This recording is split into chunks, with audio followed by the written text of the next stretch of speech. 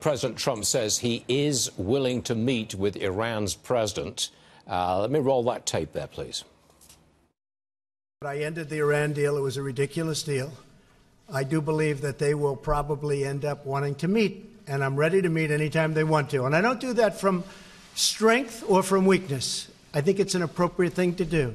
If we could work something out that's meaningful, not the waste of paper that the other deal was, I would certainly be willing to meet. Joining us now is David Rubin, expert on Mideast relations. David, Rohani, president of Iran, says that meeting's not going to happen unless we go back into the nuke deal, and that's unlikely. But, David, just out of interest, if it did happen, if there was a meeting, how do you feel about it? Would you encourage it? Well, I'm okay with that. I'm okay with the president meeting with whoever he wants to. The president is a good deal maker. I think that he can handle it. What I would advise him, though, is to go in with eyes wide open because we're talking about negotiating. If it becomes a negotiating, we're talking about negotiating with people who are the most radical Muslims.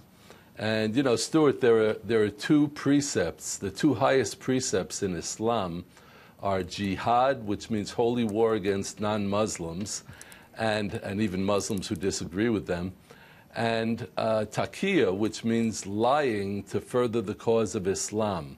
So it's actually permitted to lie to further the cause of Islam. So, yes, the president could meet with him.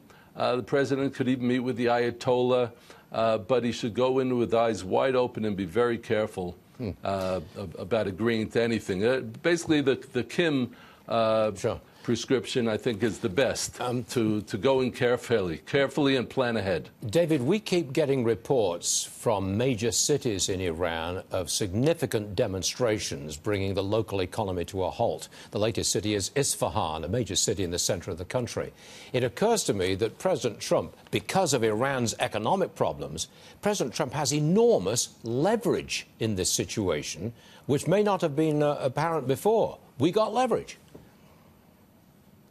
Well, I haven't heard any polls recently taken in Iran, but my guess is that President Trump is more popular than Rohani or than the Ayatollah, because he's speaking about freedom. He's speaking about things that they don't have in Iran. And the protests are only going to get bigger. I don't know if it'll get strong enough to overthrow this oppressive regime in Iran, but it's certainly there. It's certainly happening now. David, if there were ever a poll which produced a headline saying Trump more popular than the mullahs, and the poll came from Iran, that would be the lead story on this program and a lot of others like it. I don't expect it, however. David Rubin, you're always a favorite maybe guest. We should organize. Go for it. Maybe we should organize one.